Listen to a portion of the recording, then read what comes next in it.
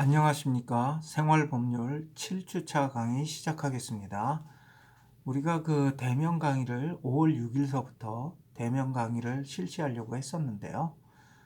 지난주에 학교에서 발표를 했죠.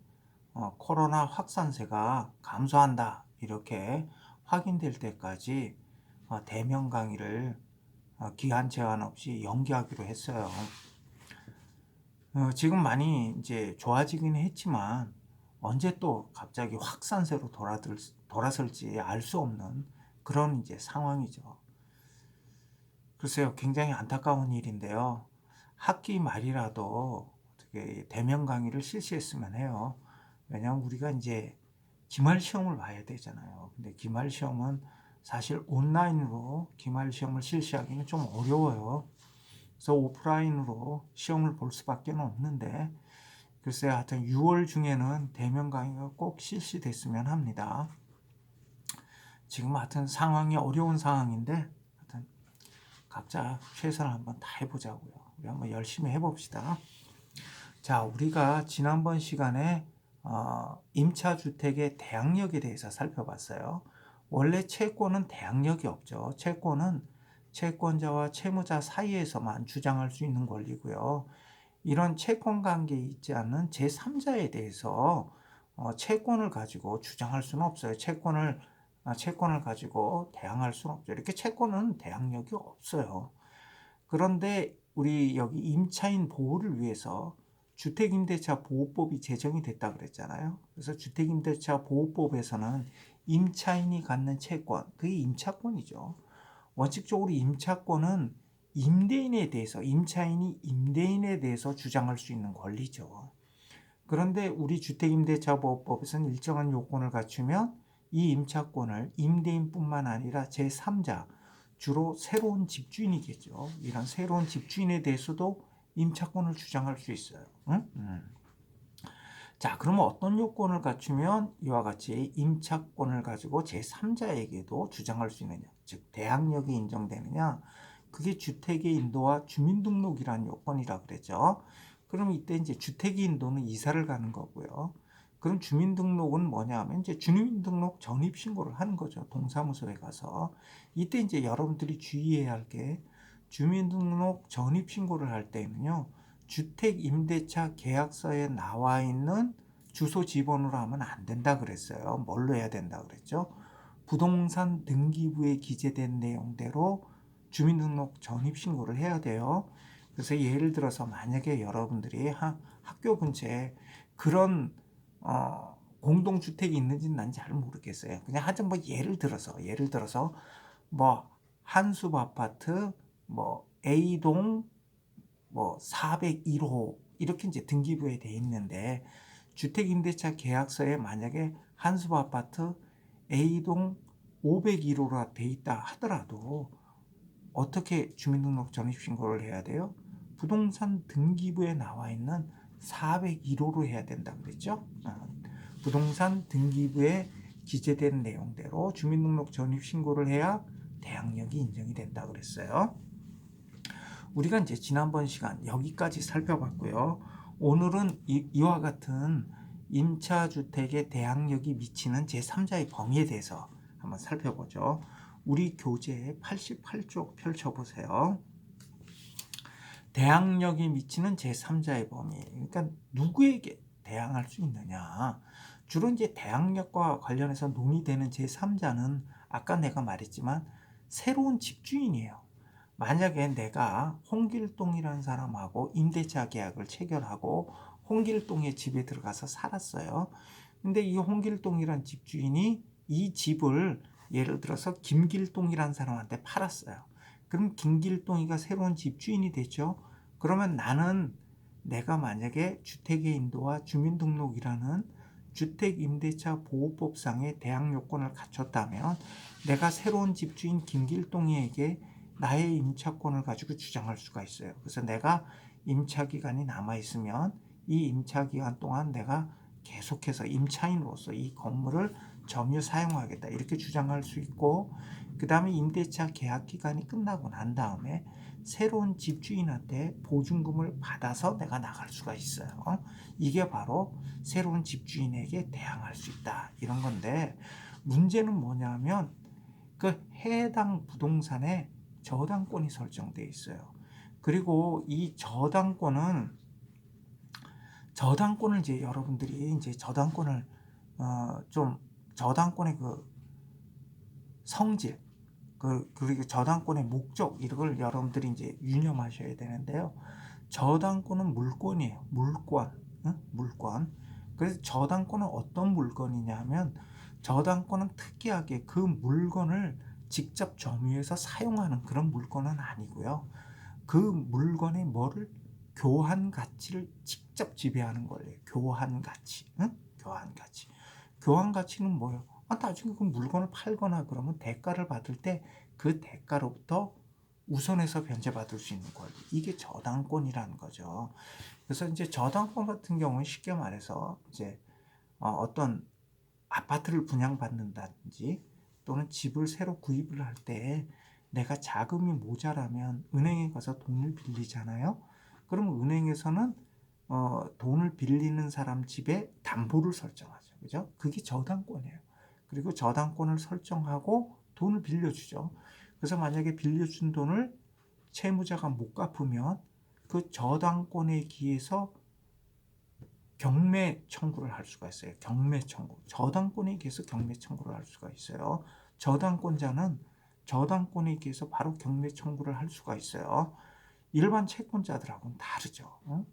예를 들어서 내가 누구한테 돈을 빌려줬는데 그 사람이 돈을 안 갚아요. 그럼 내가 그냥 그 사람 집에 가서 그 사람 물건 아무거나 들고 와서 경매할 수 있어요? 못해요. 그랬다가 형사처벌 받는다 그랬죠. 일반 채권자들은 어떻게 해야 돼요? 예를 들어 내가 빌려준 돈을 못 받았다 그러면 대여금의 지급을 구하는 소송을 제기해서 승소 판결을 받으면 그 승소 판결에 의해서 법원에 강제 집행 신청을 하죠. 그래서 부동산인 경우에는 강제 경매를 한다든지 이런 경매 절차로 넘어가요. 그런데 저당권자 같은 경우에는 전세권자도 마찬가지죠. 내 지난번에 설명했잖아요. 물권인 전세권자도 마찬가지지만 저당권자 같은 경우에는 채무자가 돈을 갚지 않으면 저당권에 기해서 바로 경매 청구를 할 수가 있어요. 그럼 해당 목적물, 저당권이 설정되어 있는 해당 목적물이 경매 절차에 넘어가. 응? 그래서 경락이 되죠. 그러면 이제 경락 대금으로부터 저당권자가 우선 변제를 받아요. 이게 저당권이야. 그러니까 저당권은 해당 물건의 교환 가치를 직접 지배하는 물건이에요. 그러니까 저당권자의 관심은 뭐죠? 내가 빌려준 돈을 받기만 하면 되는 거예요. 어차피 그 물건을 점유 사용하는 권리는 아니에요. 그러니까 그 물건의 사용 가치는 관심 대상이 아니야. 응? 내가 빌려준 돈 받기만 하면 저당권은 목적을 달성한 거죠. 그런데 만약에 우리가 이제 여기서 이제 여러 가지 경우의 수가 있는데요. 우리 88쪽에 첫 번째, 보면 우리 교과서 88쪽서부터 89쪽을 보면 첫째, 둘째, 셋째, 넷째 이렇게 네 가지 유형에 대해서 설명을 하고 있는데요. 그러니까 저당권자가 있는 경우, 해당 부동산 임차 건물에 저당권이 설정되어 있는 경우죠. 자, 이때 만약에 저당권이 먼저 설정되어 있었어요. 저당권이 먼저 설정되어 있었고 나중에 임차인이 이사 와서 주민등록 전입신고를 갖췄어요. 그러니까 임차인이 나중에 대항력을 취득한 거죠.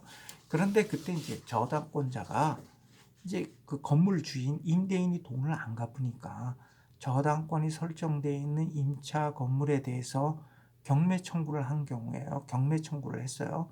그래서 경매 청구를 해서 해당 임차 건물이 경락이 됐어요. 그럼 경락인은 이제 경락대금을 납부하면 경락인은 이제 소유권을 취득하게 되죠. 그러니까 새로운 집주인이 되는데 이때 임차인이 새로운 집주인에 대해서 자신의 임차권을 주장할 수 있느냐, 대항할 수 있느냐, 이 문제예요. 근데 내가 지금 저당권은 뭐라 그랬어요? 저당권은 그 저당권의 목적이 된 물건의 교환 가치만을 지배하는 그런 물건이에요. 그러니까 저당권은 자신이 빌려준 돈을 그 목적물인 부동산의 경락대금에서 우선 변제 받으면 돼요. 그래서 저당권은요, 경락되면, 경매 절차에서 경락되면 저당권은 소멸해요. 이걸 소멸주의라 그래요. 저당권은 어떤 경우든지 경락되면 다 소멸해요. 저당권은 소멸을 하는데, 저당권에 대해서는 이제 소멸주의가 적용이 돼요. 우리가 저당권은 소멸을 하는데, 문제가 이제 저당권보다 우선하는 권리, 저당권에 대항할 수 있는 권리는 저당권이 소멸한다고 해서 소멸하지 않아요. 근데 저당권보다 나중에 설정된 권리, 저당권에 대항할 수 없는 권리는 저당권이 소멸하면 따라서 싹 소멸해요. 그러니까 예를 들어 저당권이 먼저 설정되고 나중에 대항력 있는 임차권이 이제 대항 요건을 갖췄어요, 임차인이. 그러니까 예를 들어 저당권은 뭐 2020, 좀 너무 극단적이네. 만약에 저당권은 뭐 2017년 5월 1일 설정되었는데 임차인이 2월 17일, 뭐 12월 1일 날 이사 와서 주민등록 전입신고를 갖췄다. 저당권이 우선하잖아요. 자, 이 경우에 저당권에 기한 경매 청구에서 경락이 되면 저당권 소멸하고 저당권 이후에 있던 권리는 같이 소멸해. 같이 소멸해. 같이 소멸하니까 임차인은 이 경우 어떻게 되죠? 비록 대항 요건을 취득했다 하더라도 새로운 집주인에 대해서는 대항할 수가 없어요. 왜? 임차권이 소멸했으니까. 그럼 이때는 비록 임차인이 대항 요건을 갖췄다 하더라도 경락인에게, 새로운 집주인에게 임차권으로 대항할 수가 없어요. 그런데 만약에 임차인이 이사와서 주민등록이란 요건을 갖추고 난 다음에 저당권이 설정됐어요. 자, 이럴 때는 이 대항력 있는 임차권이 어떻게 저당권보다 먼저 대항력을 갖췄죠? 그럼 저당권에 우선하는 권리예요. 그러면 저당권에 기한 경매 청구에서 경락되면 저당권 이후에, 저당권은 소멸한다 그랬잖아요. 그래서 저당권 이후의 권리는 다 소멸해도 요거는 소멸하지 않아요. 그러면 경락인은 어떻게 되죠? 임차권이 있는, 대항력 있는 임차권이 있는 그 건물의 소유권을 취득하는 거죠. 요걸 인수주의라 그래. 인수주의. 그러니까 저당권 이후에 설정된 권리는 저당권이 소멸하면서 같이 소멸해요. 그런데 저당권보다 우선하는 권리, 저당권에 대항할 수 있는 권리는 소멸하지 않아. 그건 어디에 있어? 그 소유권에 그대로 부착된 채로 경락인에게 넘어가는 거예요. 그러니까 경락인은 뭐죠? 임차권이 있는, 임차인이 존재하는 그 부동산, 그 건물의 소유권을 인수하게 되는 거죠. 자, 이 경우에는 어떻게 되죠? 임차인은 임차권을 가지고 새로운 집주인, 경락인에게 대항할 수가 있어요. 그러면 저당권과 대항력 있는 임차권 간의 우선순위는 뭐예요? 먼저 설정된 놈이 우선하는 거예요. 저당권이 먼저 설정되고 나중에 임차인이 이사와서 대항 요건을 갖췄다. 그러면 저당권에 기한 저당권자가 경매 청구를 해서 경락이 되면 이 임차권은 어떻게 소멸해? 왜? 얘도 소멸하니까 같이 소멸해. 그러니까 이때는 임차인이 임차권을 가지고 경락인에게 대항할 수가 없어. 근데 임차인이 먼저 이사 와서 대항 요건을 갖췄어요. 그 다음에 나중에 저당권이 설정됐어. 이때는 저당권에 기한 경매 청구에서 경락이 되더라도 저당권만 소멸하지 이 대항력 있는 임차권은 소멸하지 않아요. 대항력 있는 임차권은 소멸하지 않아. 따라서 이때는 임차인이 경락인에 대해서 임차권을 주장할 수가 있어요. 임차권을 주장할 수 있어. 물론 이 경우에도 우리가 아직은 우선 변제권에 대해서는 배우지 않았어요. 비록 이 경우 임차인이 먼저 이사 와서 대항 요건을 갖춰서 대항력을 갖추고 있고 이때 대항력 있는 임차권은 저당권보다 우선해요. 자, 이 경우에 이제 저당권자가 저당권에 기한 경매 청구를 해서 해당 임차 건물이 경락이 되면 저당권은 소멸하지만 임차권은 그대로 살아있다 그랬죠. 그래서 그 임차 건물의 소유권에 부착된 채로 새로운 경락인 새로운 집주인이 인수하게 된다 그랬어요. 그런데 이때 임차인이 나 귀찮아. 나도 그냥 보증금 돌려받고 말 거야. 이러면 우선 변제 청구를 하면 돼. 변제 청구. 배당 요구를 해서 우선 변제를 받으면 돼. 이렇게 우선 변제를 받으면 같이 소멸하는 거죠. 같이 소멸. 자, 그러니까 저당권과 대항력 있는 임차권은 어떻게? 성립 선후에 의해서 그 우선권이 결정이 된다. 이거죠. 그다음에 89쪽 세 번째 한번 보세요. 세 번째 사례는 어떤 사례냐면 저당권이 설정돼 있었어요. 그 다음에 임차인이 이사 와서 주민등록을 갖췄어. 대항력을 갖췄어. 그 다음에 집주인이 돈이 또 필요해서 두 번째 2번 저당권을 설정했어요. 후순위 저당권을 설정했어요. 그러니까 임차권이 있는 대항력이 어떻게 된 거죠? 샌드위치가 된 거죠. 1번 저당권과 2번 저당권 사이에 대항력 있는 임차권이 끼인 형상. 샌드위치죠. 가운데 꼈어요. 교수님, 예전에 교수님 뭐 일물일권주의 얘기하셨잖아요. 하나의 물건에는 하나의 물건만 성립할 수 있다면서요. 그래서 소유권 같은 경우에도 하나의 물건에는 한 개의 소유권만 인정된다고 하셨는데 왜 여기는 저당권이 두 개나 성립될 수가 있는 거죠? 예. 이 저당권 같은 경우에는요. 순위를 달리하면 별개의 저당권이에요. 별개의 저당권. 그러니까 이땐 일물일권주의에 배치되는 게 아니에요. 별개의 저당권은 별개의 물건이기 때문에 이거는 따로따로 한 개의 물건이지만 1순위, 2순위 순위를 달리해서 저당권이 설정될 수 있고 이것은 일물일권주의에 배치되는 게 아니에요. 그러니까 그건 일물일권주의하고 상관없어.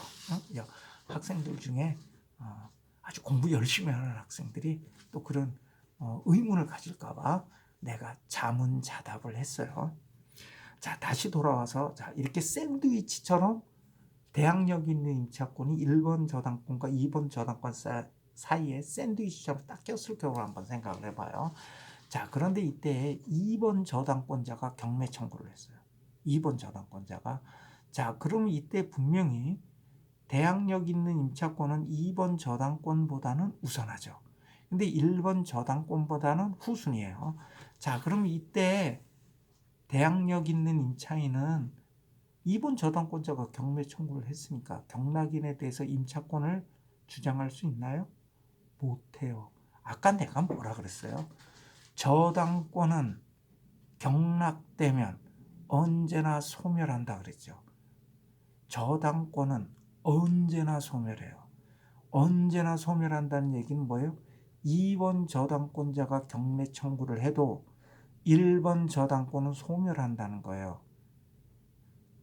그러니까 이 경우에 대항력 있는 임차권이 소멸하는지 여부는 누구를 기준으로 판단해요? 비록 2번 저당권자가 경매 청구를 했다 하더라도 1번 저당권을 기준으로 판단을 해요. 그러니까 2번 저당권자가 경매 청구를 했다 하더라도 1번 저당권이 대항력 있는 임차권보다 먼저 성립됐다면 이때 저당권에 기한 경매 절차에서 1번 저당권이 소멸하기 때문에 1번 저당권을 기준으로 그 이후에 설정된 권리는 다 소멸해요. 다 소멸해. 그러니까 이 경우도 비록 2번 저당권자가 대항력 있는 임차권보다는 후순위인 2번 저당권자가 경매 청구를 했다 하더라도 1번 저당권 이후에 설정된 대항력 있는 임차권도 따라서 소멸한다. 따라서 이 경우에 임차인은 임차권을 가지고 경락인에게 대항할 수가 없어요. 요거 혼동하지 마세요. 혼동하지 마세요. 그 다음에 네 번째 민사집행법상 강제집행 절차가 있어요. 강제집행 방법에는 여러 가지가 있는데요. 부동산에 대한 강제집행 방법 중에 가장 대표적인 게 이른바 강제경매예요. 강제경매. 부동산에 대한 강제 집행 방법이에요. 강제 경매. 채권에 대한 강제 집행 방법, 동산에 대한 강제 집행 방법 다 있어요. 근데 이 민사집행법은 강제 집행 절차에 관한 법률이거든요. 그래서 부동산에 대한 강제 집행 절차로는 강제 경매가 있어요. 근데 이 경매 절차는 크게 두 가지가 있어요. 이렇게 강제 경매 절차가 있고, 또 하나는 아까 내가 설명했잖아요. 저당권이나 전세권에 기한 경매 절차가 있어요. 요걸 뭐라 그러냐면 담보권 실행을 위한 경매라고 해. 그러니까 경매에는 크게 두 가지가 있는 거야. 하나는 강제 경매, 또 하나는 담보권 실행을 위한 경매. 이렇게 두 가지가 있어요. 담보권 실행을 위한 경매를 우리가 흔히 뭐 임의 경매 이렇게 얘기해요. 임의 경매. 왜냐하면 강제 경매에 대응해서 저 강제 집행 절차로 하는 건 강제 경매. 그 다음에 저당권자, 전세권자가 경매 청구해서 하는 거는 그건 임의 경매. 응? 이렇게 이제 흔히 부르고 있죠. 근데 임의 경매라는 법률 용어는 없어요. 임의 경매라는 법률 용어는 없어. 그거는 그냥 사람들이 그냥 그렇게 부르는 거예요. 법률 용어는요, 강제 경매하고 담보권 실행을 위한 경매예요. 우리가 지금까지 내가 여러분들한테 설명한 건 뭐냐면 담보권 실행을 위한 경매예요. 담보권 실행을 위한 경매. 그 중에서 저당권에 기한 경매를 내가 여태까지 여러분들한테 설명을 한 거고요. 이번에 네 번째 유형은 이른바 강제 경매예요. 강제 경매. 그럼 강제 경매는 누가 신청을 하죠? 일반 채권자가 해요. 일반 채권자. 그럼 일반 채권자가 그럼 다짜고짜 강제 경매 청구할 수 없다 그랬잖아요. 그 일반 채권자는 어떻게 해야 돼? 강제 경매 신청을 하려면요, 집행 권한이 있어야 돼. 집행 권한. 강제 집행을 할 수 있는 권한이 있어야 돼. 이걸 집행 권한이라고 해요. 그러니까 강제 집행을 하려면 집행 권한이 필요해. 부동산에 대한 강제 집행은 강제 경매라 그랬잖아.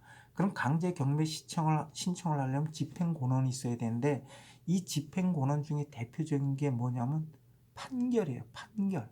승소 판결. 그러니까 이 강제 경매는 누가 신청해? 일반 채권자가. 그럼 일반 채권자가 다짜고짜 신청해 못해. 집행 권한이 있어야 돼. 그럼 집행 권한이 뭐야? 승소 판결.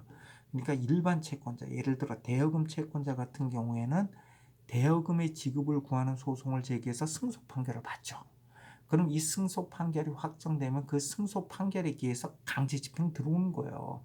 이게 바로 강제 경매예요. 그러니까 강제 경매는 누가 하는 거야? 일반 채권자가 하는 거야. 그러면 일반 채권하고 대항력 있는 임차권하고 하면 어느 게 우선하는 권리야? 대항력 있는 임차권이 우선하지. 일반 채권은 대항력이란 게 없어요. 제3자한테 주장할 수가 없어. 근데 임차권은 대항력권을 갖추면 물권처럼 주장할 수 있단 말이야. 그러니까 이 대항력 있는 임차권이 일반 채권보다는 우선하는 권리예요.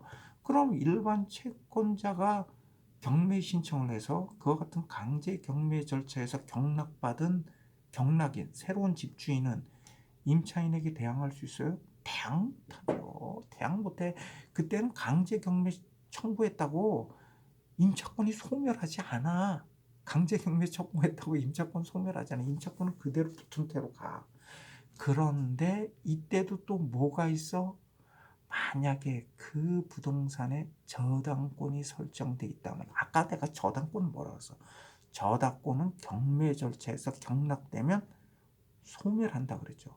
근데 이때 이 경매는 담보권 실행을 위한 경매에 국한되는 얘기가 아니에요. 강제 경매에서도 똑같아. 일반 채권자가 강제 경매 신청을 했는데 그 부동산에 저당권이 설정돼 있어. 그럼 그때도 그 저당권이 소멸해요. 저당권자가 싫어할 수도 있지 않습니까? 싫어할 수도 있죠. 싫어할 수도 있죠. 그렇지만 저당권이란 게 뭐예요? 저당권은 내가 그 부동산으로부터 내가 빌려준 돈 돌려받기만 하면 되는 거예요. 그걸 목적으로 하는 권리예요. 그 부동산을 점유 사용하는 권리가 아니야. 그래서 우리 민사집행법에서는요, 저당권에 대해서는 소멸주의를 취하고 있는 거예요. 저당권은 무조건 소멸하게 만들어놨어. 무조건 소멸해. 저당권은 담보권 실행을 위한 경매든 강제 경매든 경락이 딱 되면 저당권은 무조건 소멸해요. 저당권은 무조건 소멸하고 후손 변제 받아가는 거예요. 그러니까 여기서도 원칙적으로는 일반 채권자가 승소 판결을 받아서 부동산에 대해서 강제 경매를 청구한 경우에 일반 채권자는 언제나 대항력 있는 임차권보다는 후순위 권리예요. 따라서 대항력 있는 임차권은 일반 그 강제 경매 절차에서는 소멸하지 않아요. 어? 그 해당 임차 건물에 대항력 임차권이 붙은 채로 경락인 새로운 집주인이 그대로 인수하게 되는 거예요. 그런데 단 예외가 일반 채권자가 강제 경매를 청구했는데 그 건물에 저당권이 설정돼 있어요. 저당권이. 그런데 저당권은 뭐죠? 소멸한다 그랬잖아요. 저당권은 소멸하면서 어떡하냐? 저당권 이후에 설정된 권리는 같이 소멸시켜요. 같이 소멸시켜요. 아유, 저당권은 왜 뒤에 있는 권리를 갖다 싸그리 소멸시키겠나요? 자, 저당권자 입장에서 한번 보세요. 여러분들이 은행인데 내가 돈을 빌려줘서 저당권 설정했어. 저당권 설정하고 난 다음에 집주인이 막 임차인 막 세입 주고 그 다음에 무슨 다른 뭐 잔뜩 뭘 해놨다 이거야. 근데 내가 돈을 빌려주고 저당권 설정할 땐 깨끗했거든. 그래서 나는 그때 당시를 기준으로 해서 담보 가치를 산정한 거 아니에요. 그러면 내가 나중에 임차인 그 임대인 집주인이 돈을 안 갚아서 응? 그 경매 절차에 들어서 경락이 될 때도 내가 맨 처음 저당권 설정했을 때의 담보 가치 그 이익을 그대로 누려야 될 거 아니에요. 그죠? 누려야 될 거 아니에요. 그래서 저당권은 경락이 되면 저당권 이후에 설정된 권리는 싸그리 소멸돼요. 싸그리 소멸돼요.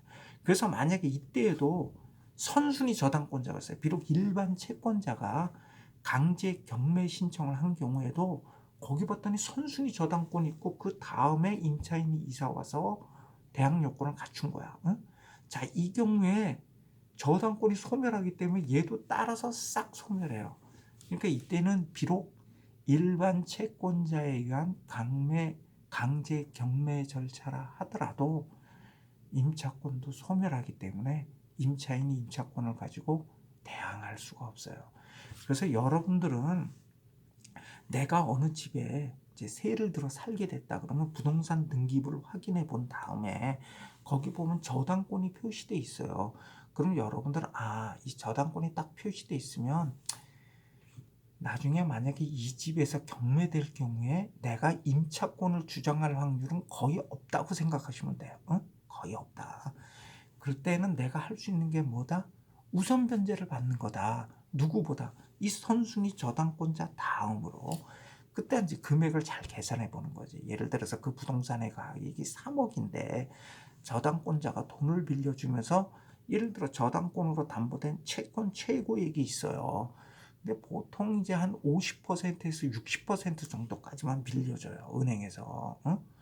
예를 들어서 그게 3억 원짜리 집이라 하더라도 경매 절차에 들어가면 경락 가격은 더 낮아질 수도 있거든요. 아파트 같은 경우에는 뭐 그렇게 크게 떨어지지 않는데 단독주택 같은 경우는 그런 이제 낙찰 가액이라 그러는데요.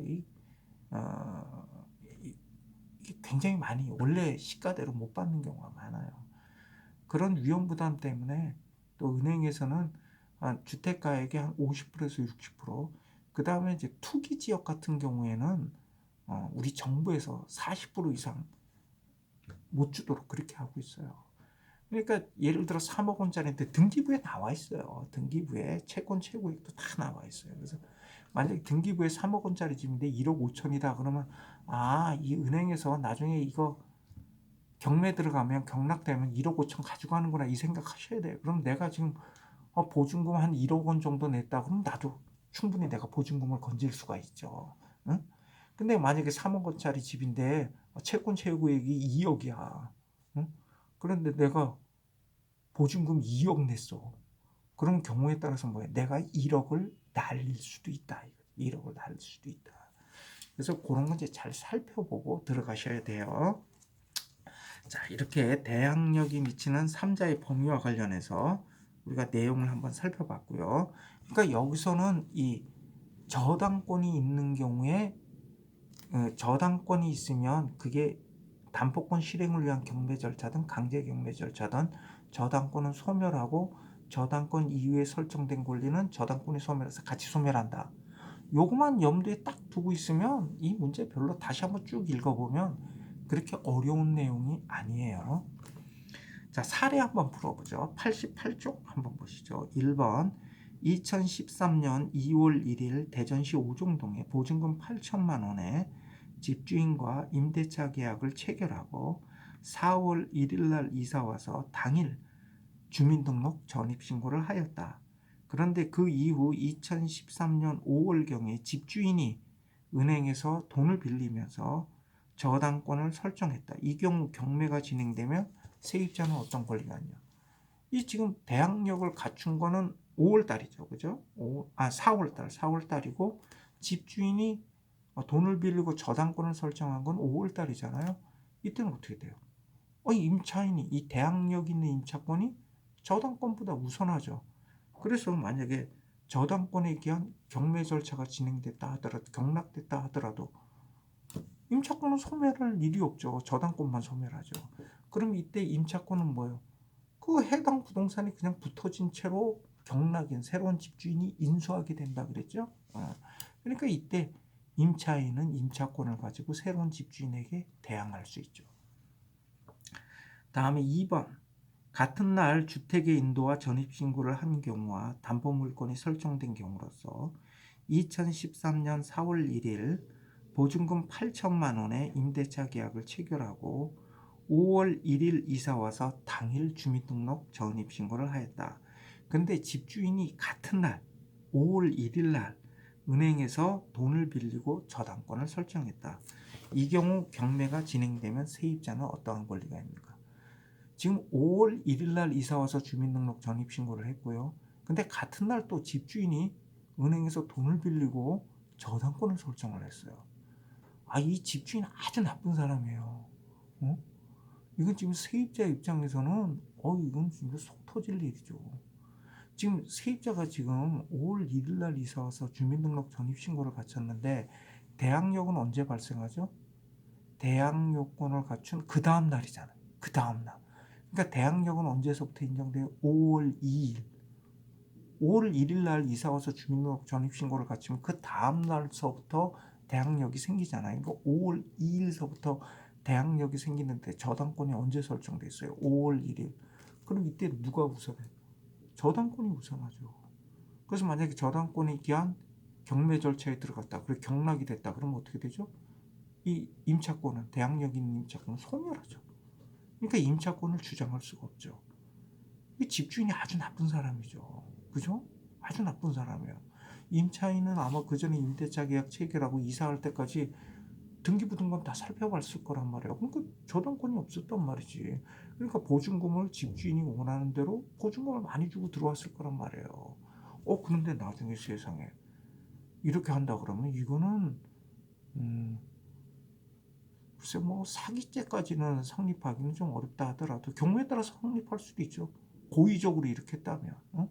그리고 보증금을 떼먹을 그런 의도를 갖고 있었다면 경우에 따라서 될 수 있을지 모르겠지만 근데 하여튼 굉장히 아주 나쁜 사람이죠. 솔직히 말해서. 예, 여기까지 살펴봤고요. 잠시 쉬었다가 보증금 반환 우선 변제권에 대해서 살펴보겠습니다.